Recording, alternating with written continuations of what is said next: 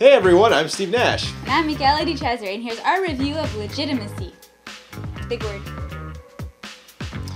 Too big for you. I'm impressed though. You got to say it all in the first take. I practiced a lot.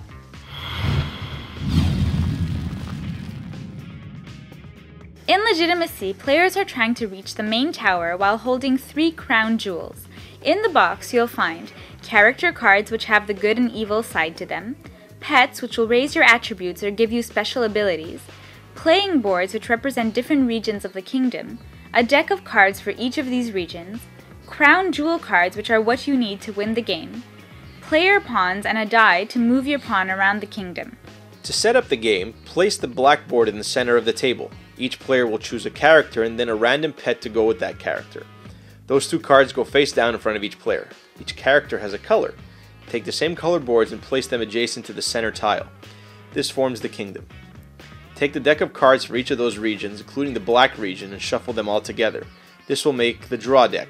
For each region, take the top card from that deck and place it in the market.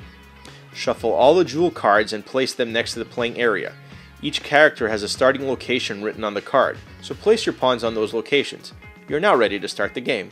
The main goal to win this game is to collect 3 jewels and then go to the tower. To collect jewels, you simply have to go to black spots on the board, draw a card, and hope for a quest card.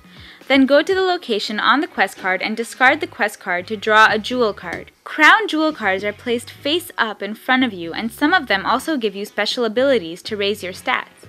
Once you have 3 of these, you have to go to the tower to win the game. A player starts his first turn by rolling a die and adding his movement value to that number. He can now move around the kingdom that many spaces, but can stop any time before wasting all his movement points. If you land on a black space, you get to draw a card from the draw pile. Once you've ended your movement, you can attack a player if you are adjacent to him. You can also cast a spell and/or fulfill a quest card if you're on the card's location. If you draw a creature who is good, and you are also good, then you can add it to your party to boost your stats. To attack an adjacent player, you roll a die and add your attack value to the roll. The defender does the same thing. The player who has a higher number can take a card from the loser's inventory or a random card from his hand. When you attack a player, you become evil, and all good creatures will leave your party before the attack even takes place. Once evil, you can have evil creatures join you. If you fulfill a quest, you become good again, and all evil creatures leave your party. You can also do ranged attacks and cast spells from a distance. This is where your magic comes in. It determines how far you can cast a spell card on another player.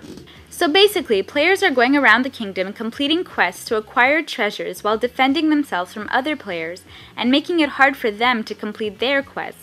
I want to mention that you can only have 7 cards in total on your side, and this includes your character card, pets, jewels, creatures, and all cards in your hand. So you have to make strategic decisions on what to keep. The market space is used to exchange a card you own for a card in the marketplace. To use the marketplace, just land on that space and do the action. It's a good game for people who like to attack other players and stop them from winning. The artwork is fun and comical, but there isn't enough cards in the deck. There should have been more cards for each region to give the game a better replay value. It's a lot more fun when playing 4 or more players. It's a very simple game, and the kids might enjoy this one more than adults would. The rulebook is well written with examples and images. However, the production quality of the cards is horrible. The game will feel like a used game right out of the box, but the company has emailed us and has told us that they are changing their production company because of this.